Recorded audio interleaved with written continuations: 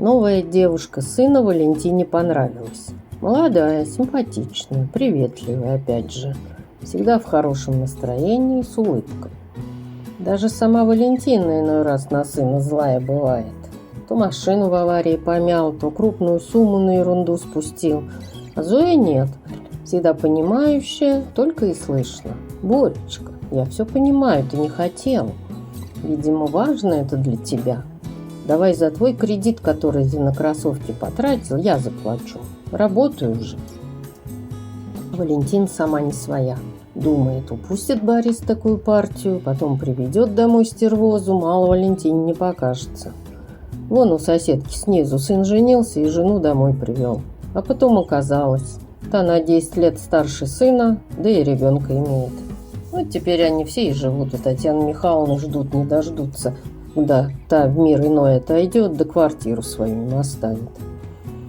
Потому Валентина сразу стала сыну намекать на возможность серьезных отношений с Зоей, чтобы создать ячейку общества. Чем тебе не жена? Симпатичная, кроткая, молодая опять же. Еще и денег не просит, увещевала сына Валентина.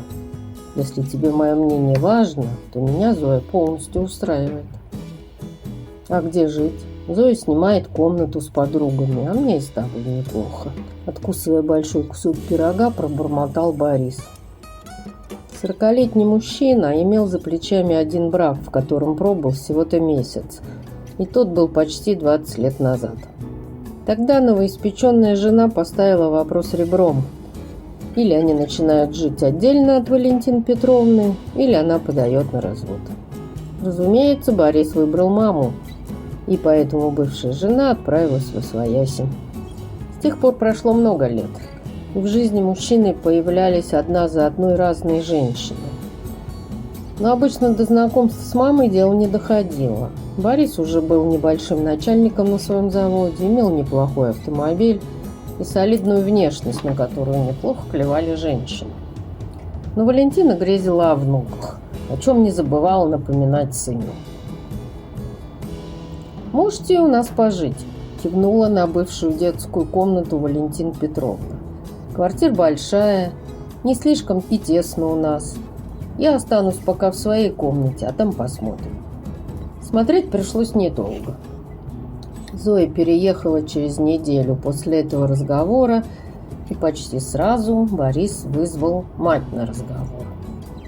«Мам, мы с Зоей не можем жить в комнате с окнами на север. Надо бы поменяться. Давай ты в маленькую комнату переедешь, а мы в твою». «Чего это не можете?» – приподняла брови Валентина. «Я всю жизнь в этой комнате живу. Зоя на выходных шьет на заказ, ей свет нужен. Опять же доход дополнительный», – неуверенно начал Борис. «Сейчас вот Зоя платье себе шьет.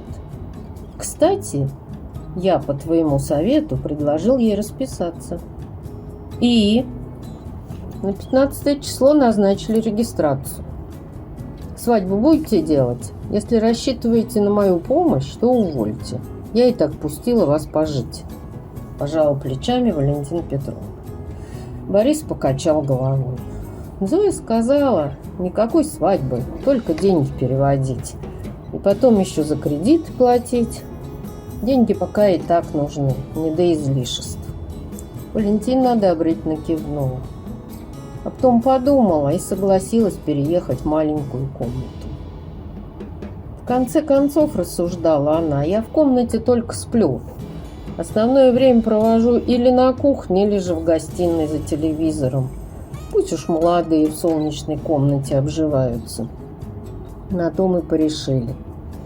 Зоя быстро обустроила семейное гнездышко по своему вкусу. Валентина ревностно поглядывала, как молодые снимают старые обои, меняют шторы с бежевых на ярко-красные и заносят огромный, похожий на чернильную кляксу, диван. «А швейная машинка?» – уточнила Валентина Петровна. «Так она маленькая, ручная», – обезоруживающе улыбнулась Зоя. «В коробке лежит, в шкафу». Валентина нахмурилась. Уж не обманула ли ее новоиспеченная невестка своими разговорами о швейном хобби только лишь для того, чтобы переселить пожилую маму в крохотную угловую комнатушку с видом на мусорные баки. Но Зоя была так обходительна и мила, что все подозрения рассыпались сами собой. «Я вам чай приготовила и кекс купила, когда ехала с работы, с ежевикой», — продолжала улыбаться Зоя. «Вам, мама, в прошлый раз с ежевикой понравился, и я снова решила купить». «Спасибо, дорогая», — растрогалась Валентина Петровна. «Ты мне скажи, вы с Борисом пополнение не планируете?» Зоя густо покраснела. «Вы меня простите, конечно, но тут дело такое. Неудобно и сказать». «Что такое?» Валентина Петровна заподозрила, что у снохи проблемы со здоровьем. «Тебе же всего-то 23». Зоя, заикаясь и смущаясь, рассказала о своих опасениях, что при беременности ей придется ездить в область. Ведь прописана она у родителей в деревне. «Ах, вот в чем дело!» – расхохоталась Валентина Петровна. «Ну так это не проблема, ведь теперь мы одна семья. Завтра же пойду в ЖЭК и пропишу тебя в нашу квартиру». Свои слова Валентина сдержала и уже на следующий день на правах хозяйки оформила для снохи прописку в квартире. Зоя была так рада штампу с пропиской, что даже испекла для свекрови торт. Та, в свою очередь, не могла нарадоваться благодарной невестке и постоянно делилась с соседкой снизу подробностями жизни с семьей сына. «Да уж, не то что моя Лиска», — завистью вздыхала Тамара Сергеевна. Сначала Лисой увивалась, а как только с Сашкой расписались, так и Володьку приволокла. Квартира-то двухкомнатная, в одной Сашка с Лиской, в другой Володька. А мне только и место, что на кухне. «Мне повезло», — сочувственно приобняла подругу Валентина. «Да только моя Зоя не такая. И готовит, и моет. Слово поперек мне не говорит. Только мама да мама. Прописала ее вот на днях у нас». «Это ты зря», — покачала головой Тамара Сергеевна. «А когда Лиску прописала, так она в край обнаглела.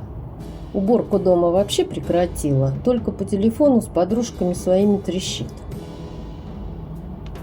Но Валентина Петровна была уверена, что соседкин сын такой неразборчивый, а ее невестка не такая. Она еще и внуков ей нарожает, и в старости ноги мыть свекрови станет. Через неделю после разговора с Тамарой Сергеевной к Валентине пришел сын. «Мам, я к тебе с серьезным разговором». «Что такое?» — отложила вязание Валентина Петровна.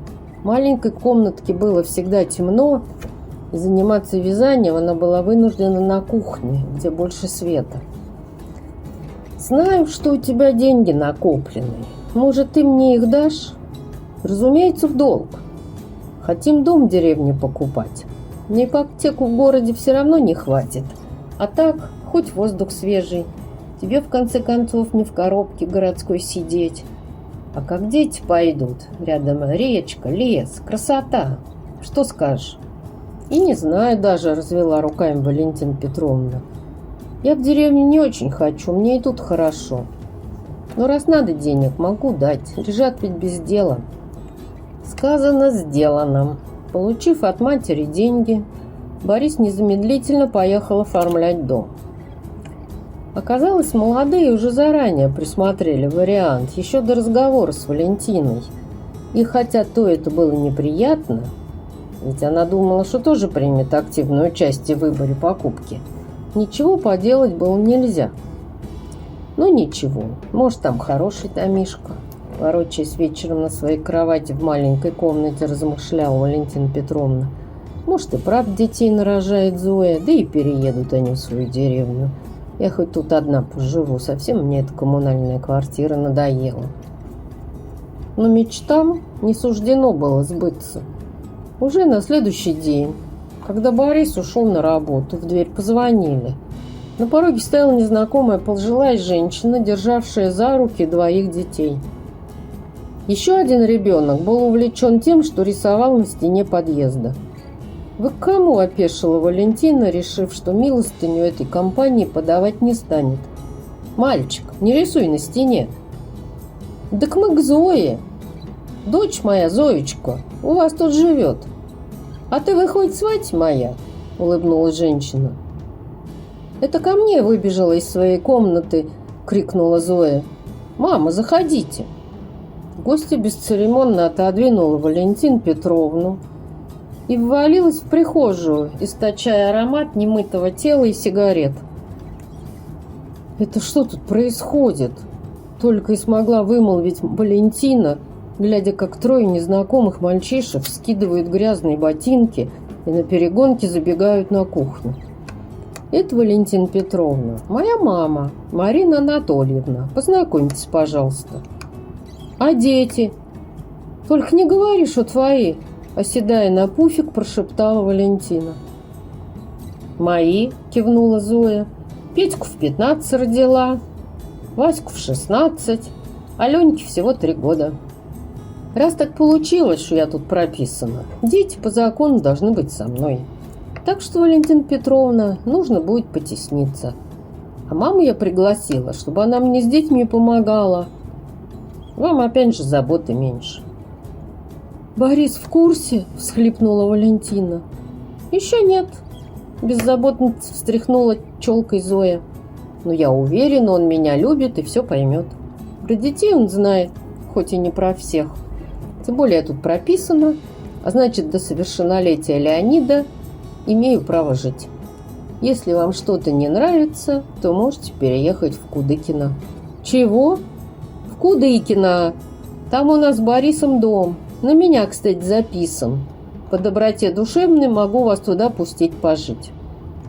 Валентина Петровна даже не нашла, что сказать, и сразу же кинула звонить Борису. К ее ужасу сын все подтвердил. Оказалось, он давно знал про детей, просто не хотел расстраивать маму. «А что касается дома?» «Мам, ну это ж в любом случае наше общее имущество. Мы же с Зоей семья. Кстати, ребят я планирую усыновить. Ты ж хотела внуков. Вот тебе сразу готовые», — пояснил Борис.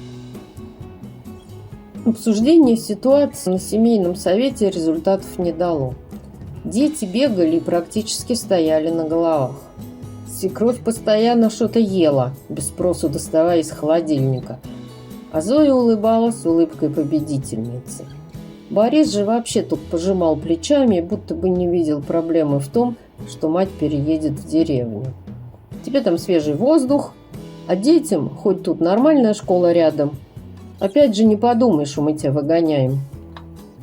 «Таки выгоняете», – выразительно посмотрела Валентина на Марию Анатольевну, которая доедала купленную на днях палку домашней колбасы.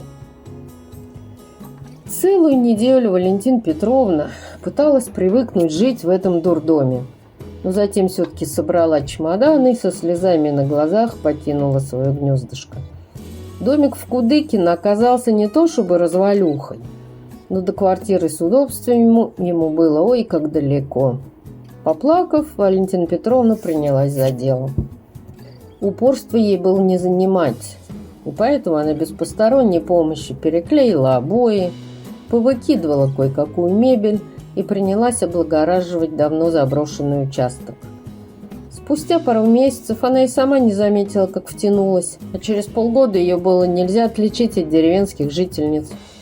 Валентина и сама удивлялась, но ей настолько понравилось жить в доме на земле, что она даже совсем перестала обижаться на Бориса и Зою.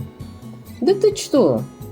Тут так хорошо!» – по телефону рассказывала своей подружке-соседке снизу Валентина Петровна. «Лес рядом, речка, люди отзывчивые. А воздух какой!» В общем, ни разу не пожалела, что поддалась на эту авантюру и переехала. «А ты в гости приезжай. А лучше переезжай насовсем ко мне, вдвоем веселее, и работа спорится».